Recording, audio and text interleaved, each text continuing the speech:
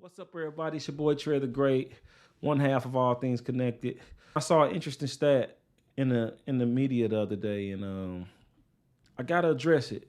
And the stat is that 63% of Americans is living paycheck to paycheck.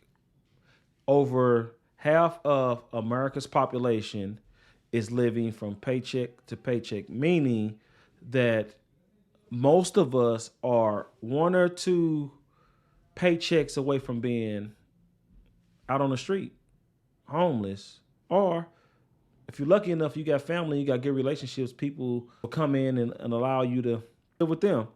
And so I think it's very interesting. Like, why can't we get out of the rat race? I think the majority of us are struggling with fighting with comparison. It's so easy to look at your neighbor that stays on your block and see what kind of car they driving and describe to that. It's so easy when you go over your friend's house for the holidays and they got this massive house with all these nice amenities and updated kitchens and garages and all the latest gadgets and gadgets. It's so easy to go back into your environment and where you live at and say, look, I subscribe for more. And so a lot of the times we live in check to check because we're putting ourselves in these situations. We're overspending on car notes. We're overspending on house notes. We're overspending on credit card debt. We're overspending on clothes and shoes. We're overspending on going out to eat. We're overspending on going on vacation. All of these things are leading us to play catch up. The average American has over $4,000 in credit card debt as well. What is that telling me? We're spending money that we don't even have. And so how do we get out of this rat race? What is causing us to feel like we have to keep up with the Joneses or maybe the Kardashians? I don't know. We're trying to keep up with somebody.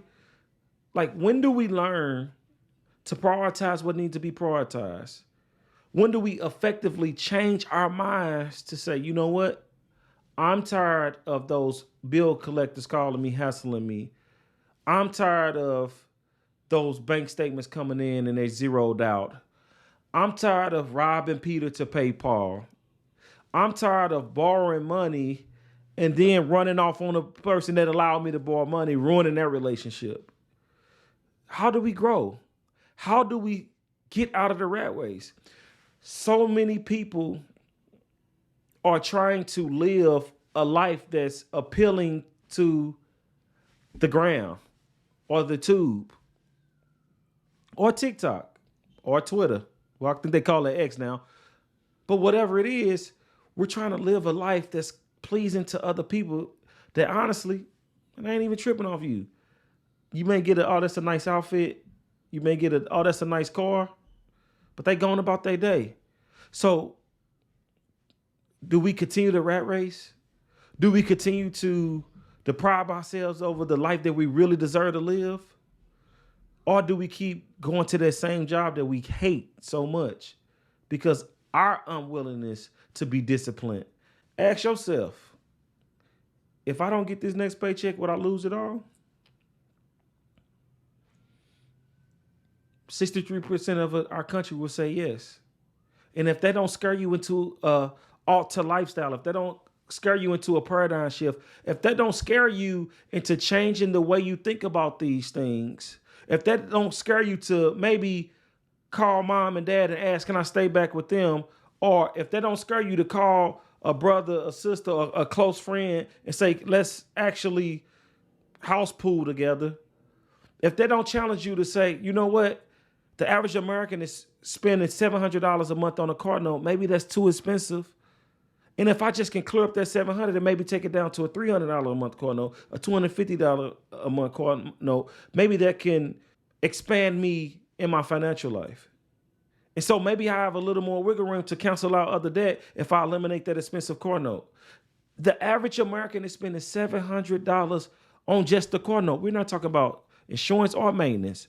So you add insurance, it's almost $1,000. Why are we so programmed to think that because I drive a nice ride, my car gotta be a 23, my car gotta be a 24, I gotta have the heated seats, I gotta have the Bluetooth, I gotta have a panoramic roof? Why do we think that we have to do these things while struggling? It's time to wake up. It's time to grow up. It's time to expand the way our mindsets have been shaped for our whole life. It's garbage. And if you're that individual and you won't change, here's what you do. You do what I did. You get out of them car notes. You pay off them cars early. Send an extra payment in every month. If you can't do an entire extra payment, send an extra 100 in and call them and say, hey, this has to go to the principal amount. I don't want this to go to interest. This is not a part of my car note. I ain't paying this to the principal. And we eliminate car notes faster. But we got to get out of the chase. We got to get out of, as soon as I eliminate one debt, I go pick up another debt. We have to be smart. And it's simple math. Either we need to make more money or we need to spend less. Let's stop keeping up with the Joneses in 2024. Let's start actually building wealth. Let's actually start working our 9 to 5, which is a very cool, honorable thing to do, fellas. You know, I saw this article and they were saying, these women were saying that they won't even talk to a guy with a 9 to 5. And that's so unfortunate because you cut off yourself from all these unlimited possibilities of good people based off how a man get his money. But that's another conversation that we'll talk about another time. But working 9 to 5. And then if you got to get a part-time job to get on your feet and to move you outside of that check-to-check lifestyle, get the part-time job. Work extra 20 hours a week. Start the side hustle. Man, I remember in my 20s, I would work. At one point, I had 3 jobs. But at the time, I had 2 jobs. And I realized that if I actually start building a brand, building a business model, and doing a side hustle, funding that side hustle with my 9 to 5 money, maybe I can grow and expand that. And that could take me off my 9 to 5 if that's what I want. But I know so many people who got their 9 to 5 and they got their side hustle. I know numerous of makeup artists that go to work from their 9 to 5, but then clients come over from 5 to 9, grinding, hustling, getting it in, so that they can build a life that's not required to wait on one single paycheck. See, too many people are trying to become entrepreneurs and they really not built for that lifestyle. Yeah, don't let people pressure you to think this 9 to 5 lifestyle ain't sweet. You know how many benefits come with being a 9 to 5 worker? It's great benefits. 401k plans, where companies actually give you free money just for you actually opening up an account and putting a percentage of your check. That's free money. Oh, we ain't gonna talk about health spending accounts. We don't even talk about health insurance, dental insurance, vision insurance. We're not even gonna talk about bonuses, raises and increases if you actually work for a good company and you work your butt off. There's so many great benefits of working a 9 to 5. But I'm not telling you to get stuck on a 9 to 5 if that's not for you. I remember, going to school, building up my culinary arts degree and my culinary arts skills. I worked as a dishwasher, worked as a cook.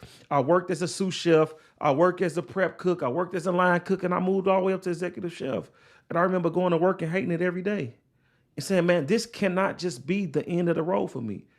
So some people do have that entrepreneur spirit. Some people do want to be a boss. Some people do want to manage, and that's okay too. But what I'm telling you is use your 9 to 5 to fund your dream. Use your 9 to 5 to build the business. Use your 9 to 5 to be able to go allocate other checks and other finances. But we got to figure out a way to live better lives financially. And that starts with discipline. That starts with focus. That starts with going to work every day. That starts with working your business every day. That starts with you setting up a side hustle that when you get off, you're not off. Because the grind don't stop. It's time to grow up. It's time to be a man. One of my favorite books say, I once was a child, I thought like a child, but now that I'm a man, I got to put away childish things. When you going to grow up? When you going to build a strategy to get you out of that check-to-check lifestyle? When do you say, I can't continue to live my life chasing the same things that I was chasing when I was 17. I'm 27 now. I'm 37 now. I'm 47 now. Somebody actually counting and depending on me to win. And so I'm counting on you to win. We gonna win together. We out.